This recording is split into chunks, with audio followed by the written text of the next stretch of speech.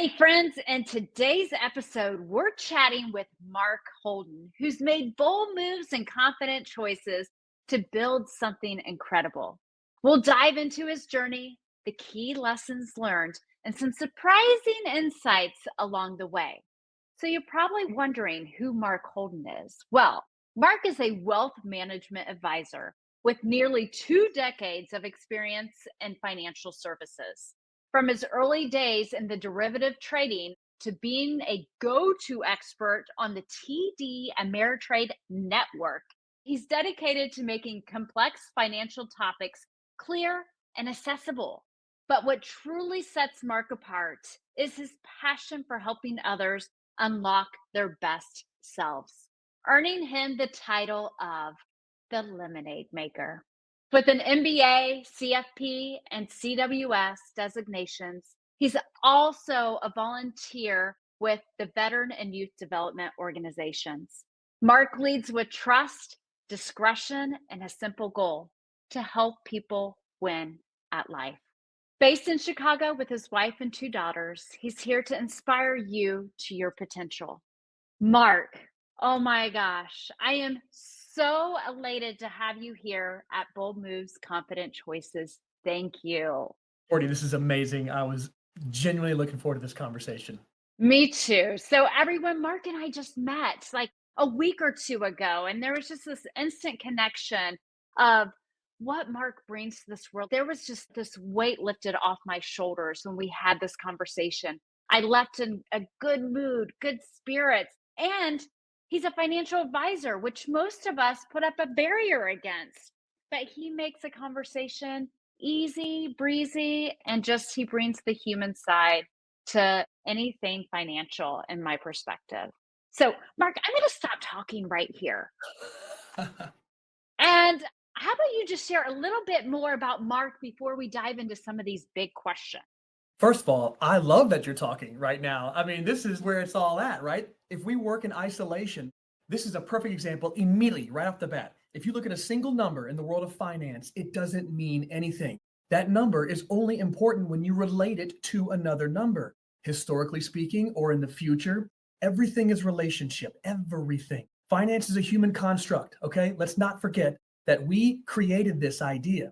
It's backed on our natural cadence of connection. And I felt the same way, by the way, Courtney. When I met you, I realized this is someone who's going to be in my life, hands down. And then we're making this happen, and then collaboration in the future. That's the exciting piece of it. So none of us are in isolation. Everything is related to something else, to someone else, and how we even see our future selves. There's a relationship right there, too. So how do we make sure the right people are around us, make sure we're having authentic conversations and taking the bold moves like you continually discuss with your listening audience? Awesome. Well, Mark, okay, so you're in Chicago. You've been in the financial world how many years now? About 19. 19. Okay. You just talked about this correlation between numbers.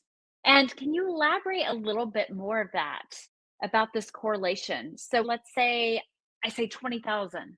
I instantly go to dollars. What does that mean when you start to talk about all this correlation for our life? Well, the way our minds naturally gravitate, we need identity, we need categorized data, we need to nicely conform certain things.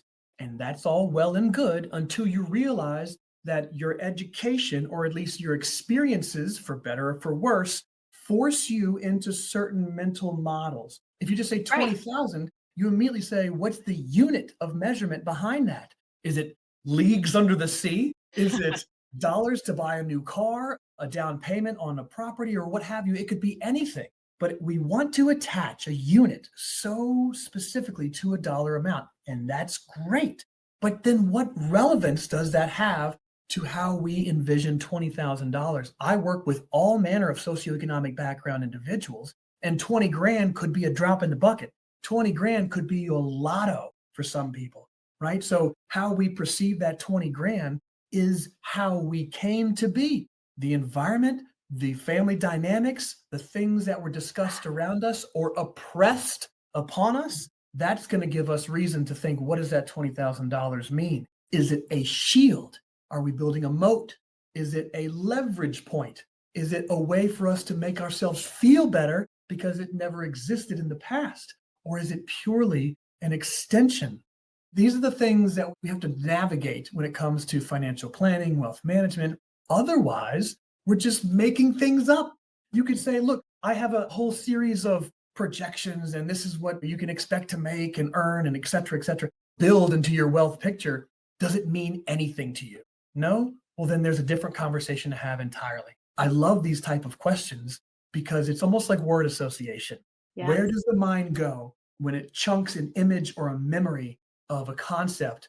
And that's usually the projection we discuss, especially in the world of finance. So, Mark, I mean, I'm going to be honest with everyone here and including you. I have a really bad relationship with money. And when I met you, I really felt like you were almost like this therapist to me when we started to talk about finances, but in a good way. And that's what you're sharing with us here is there's money means different to so many people. And what context are you putting behind that number that you're giving to yourself or you're saying out loud? So when I met Mark, everyone, he really came to me as a person, a personal approach, trying to understand who I am at the core instead of just trying to put me in a bucket. And I really believe, Mark, you do that with your customers yourself. Thank you. I love this because there is a moral responsibility that we have, especially knowing good technical data, having good experience, use that as a weapon for good. Use that Yeah. as a way to lift up everyone around you because there's a difference in thinking in a scarcity mindset versus abundance. If I show up giving, then the reciprocity is 10x because you become your own branding mechanism. And people don't forget that. I forget who says this. You solve a problem for someone, you have a friend for life. That Yeah. friend becomes a champion, a referral source, someone who provides back, especially because we all have our own cycles. And there will be moments when I need to tap into other people as well. So seeing someone for who they are, that's step one. And not everyone feels very comfortable with that, by the way. So there is an awareness, there's a navigation of how much do I pump or push the gas pedal into this to pierce through that avatar, that veil of a projection that most people are putting out there. It's just a matter of degree. How Yeah. much do I go into that? Because there's discomfort. Discomfort equals growing opportunity. That's the hand holding. That's the real responsibility. It's not enough to say, here is advice. Advice means nothing. Here is advice, and I will help you walk through the journey to get to the point at which the advice makes the most sense. It may not happen right away. I could say, yes, save more, spend less. Great. Thank you, Mark. Thanks for your TED talk. Get out of here. But if I follow up and say, how's it going? Oh, wow. That's a new level of being seen that wasn't previously there. That is not transactional. That's relationship based. And then people realize I am human. I am worthy. I can create. These are the things that I've been given. So it's like if I can have that capacity to influence someone to lift them out of their shell, how they view themselves in a somewhat of a synchronous way, we all win. That's it. The tide lifts all boats. So I know there's people smarter than me. There's people that are more gifted for sure. But I'm going to play a little bit of a traffic cop here when it comes to data and resources coming at me and then channeling them in the right direction so that we can all rally together. Mark, I have these light bulbs coming out of my head right now. And it really isn't anything that is abnormal. You're treating people as humans, as people, how we all want to be treated, whether you're talking to them about their finances or you're trying to sell them a car, for example. Everybody just wants to be seen initially and understood as a person. And that's what you're doing. You're bringing the authentic person to the forefront, which, wow, Mark, especially when it comes to finances, is absolutely huge. Well, culturally speaking, personal finance is just not discussed openly. And it is what it is, right? And so decades pass sometimes until people are willing to have conversations openly about their finances. It's almost like, it's going to sound a little silly. It's like the one proctologist theory. You don't want to shop around for an opinion with a proctologist. Typically, you see one person, okay? And that's kind of the idea with personal finance. Like, you don't just tell everyone everything about you because we're so close to the vest about these concepts. I don't know if you're familiar with Dave Wan. He's another outlier. He talks about these things. He has a TEDx talk out there, and it's magical about tapping into the unmet needs that are underlying financial conversations. So this psychology around finance is very real. It's difficult.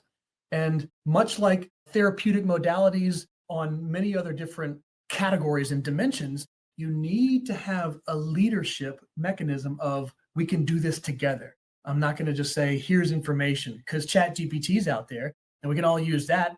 Right? It's not Right. logic. It is the human experience. And if we feel comfortable, as you mentioned earlier, through trust and discretion, if we feel as though we will be protected and lifted, then we're more willing to go down that process, which is awesome. And you can help us move past that scarcity to more of an abundance mindset. Correct. You had Carolyn Shaw on your program, Yeah. and she is a superpower when it comes to career and negotiating salaries and benefits and such. There's another mechanism in the world of personal finance that most people don't think about. Advocating for themselves, advocating for the benefits they deserve.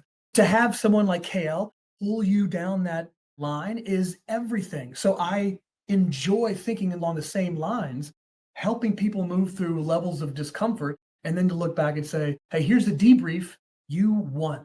You have successfully moved to a new level that you didn't think you could earlier. And guess what? You can do it again in the future. And they're like, okay, let's go. So you can unshackle some of these things that people held on to for years, even though they might be in a large family. They might be in an urban populated center, surrounded by humans, and still feel completely isolated. And Yeah. that's the moral responsibility of the job, in my opinion. Wow, Mark. I feel like we could just keep digging deeper into this side of the conversation. But reality is, I need to ask you something even bigger right now about you. Are you ready? Very. Okay. Mark, what would you say was that big, bold, confident move in your life that took things for you personally or professionally to the next level? This is one of the most enriching questions. And I kept thinking, how can that be a singular event? Is it a singular event? The answer is no. It is a series of events.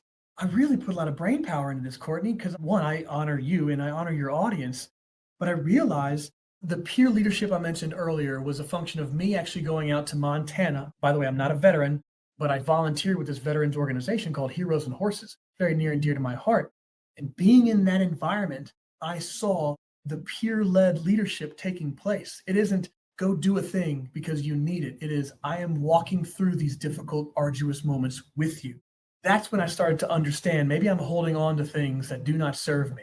And I saw it, Courtney. I was able to remove myself as a manager of a machine and not just an operator inside a machine.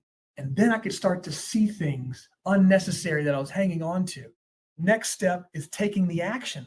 I started to try to be vulnerable more often through feedback.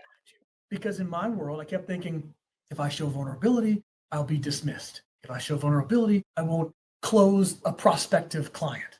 That's where I was most afraid of. The opposite was the truth. The more vulnerable I became, the more I attracted people who wanted to grow around me. This is about 2.5 years ago when all this was really taking place. And I can tell you with confidence that I have had multiple epiphanies since then. So it's not a singular event to say, this happened. Maybe that does for some people, but for me, it was opening up wider and wider to understanding how I can help myself, how I can love to love, and how I can help other people. And that's been a 2.5 year journey. Wow, Mark. Okay, so share more about this journey because it's not easy. Any one of us who has actually taken a deep dive into self reflection and processing, it's an evolution. It is an evolution. We started the conversation off with relativity, right? Like something is relative to something else.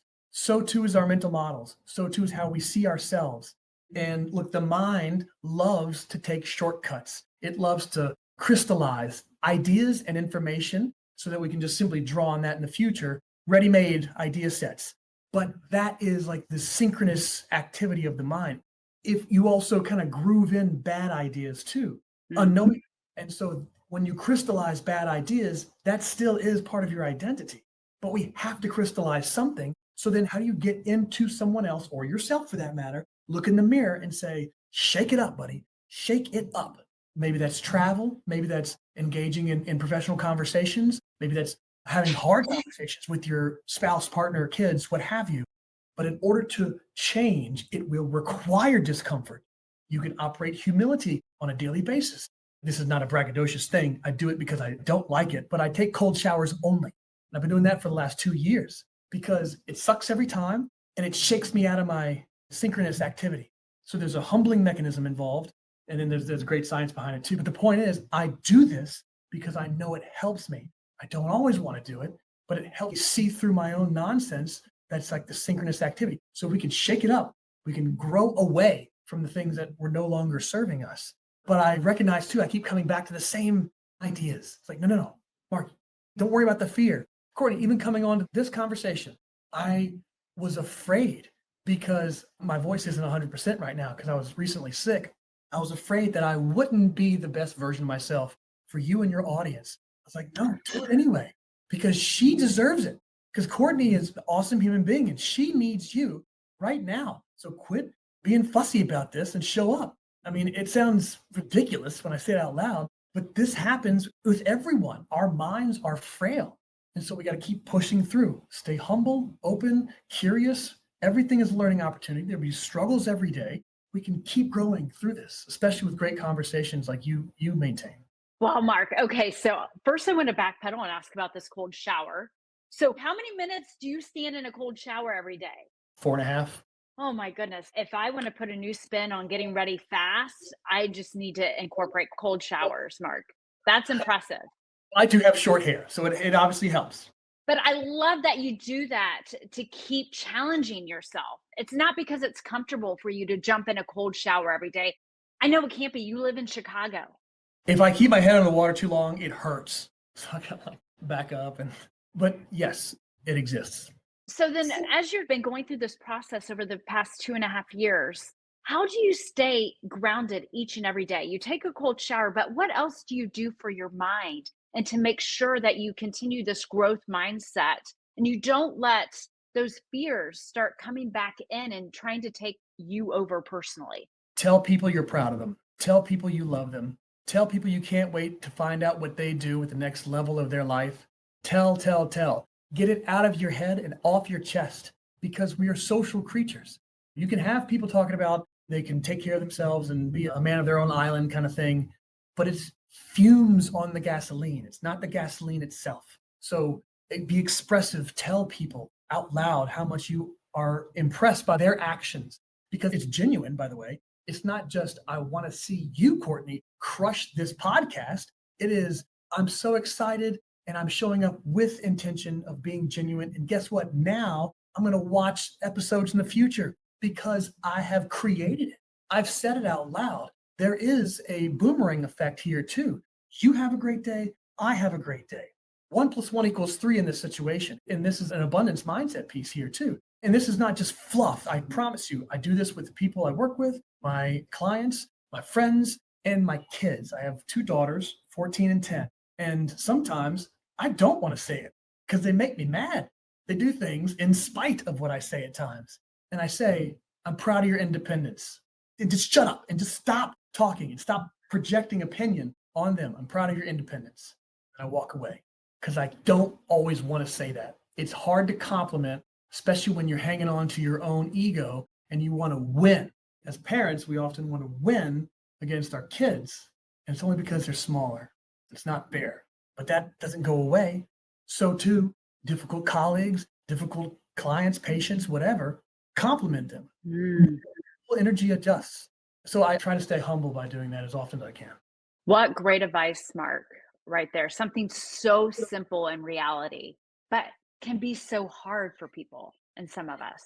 A simple compliment to lift somebody else up for a moment can really take a huge weight off their shoulders, but also ours more than we know. I know for a fact that you have a stacked day today, but you still took the time to engage in a conversation with me. And that means everything because I was looking forward to it. And now I get to look back upon this conversation with glee because you showed up for me today. And that means everything. That's the human experience.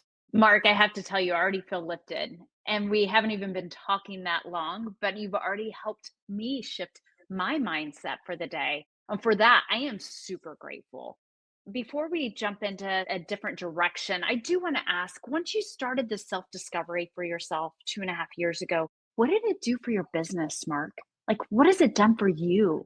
It helped me realize that there were existing sets of ideas in my mind, existing sets of expectations, existing sets of social circles that did not serve me. Mm. Wow. And Big. it is big. It is big. And the dual need is take action. It's like awareness is huge, but it's only 50%. You got to take action. And those combined have evolved my entire life, evolved my business. I work with people I love now. I work with good friends now because I'm trying to see them win in their world, go to the next level, or just maintain the particular station in life that they're at. If I get a text from a client now, I know this is awesome. They're ready to do a thing and they're trusting me that it can be done all day. So it is being part of value add, knowing that I am the genesis of the value add.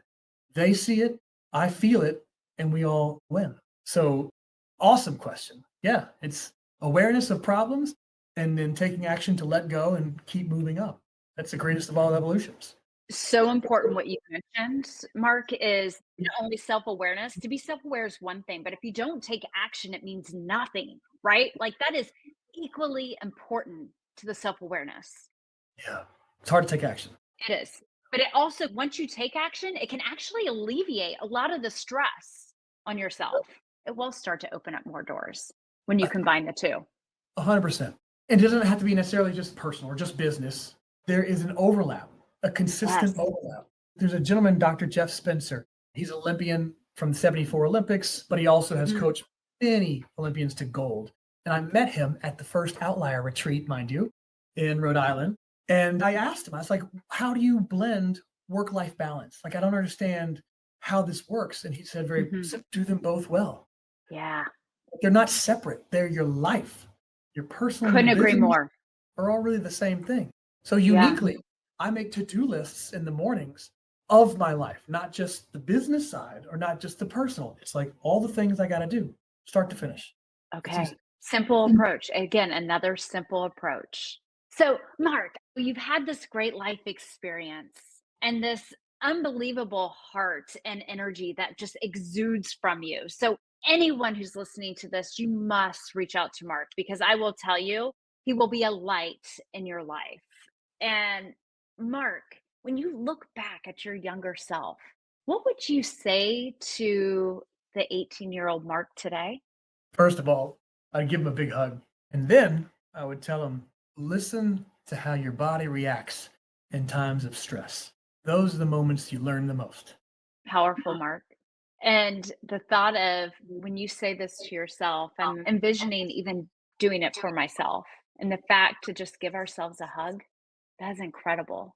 And I could really sense you feeling this as well as you're sharing this with us today.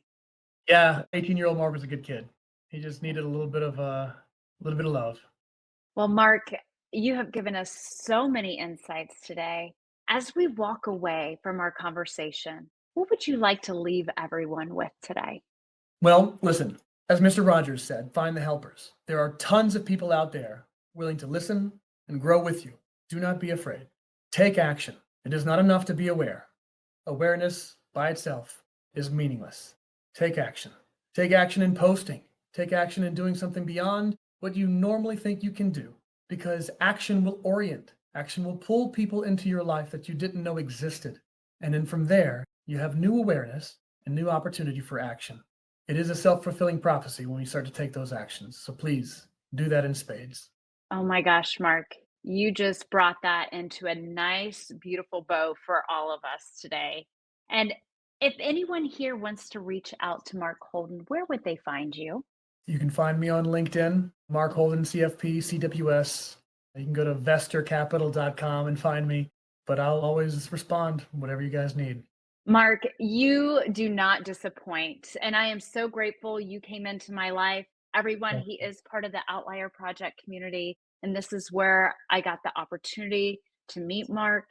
you brought forward to make sure that we don't have a scarcity mindset, to live in abundance, Mark, to make sure we're self aware, but also to take action when we get to that point in our life. And we are constantly in evolution and changing each and every day.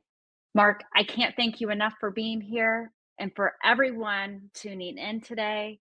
I want you to go be bold, be confident, and be you. Thanks. Thanks for tuning in to Bold Moves, Confident Choices. Remember, the boldest moves come from trusting ourselves and taking action. If you love this episode, don't forget to subscribe, leave a review, or share with someone who needs a little extra boost to boldness. Until next time, be bold, be confident, be you. Thanks.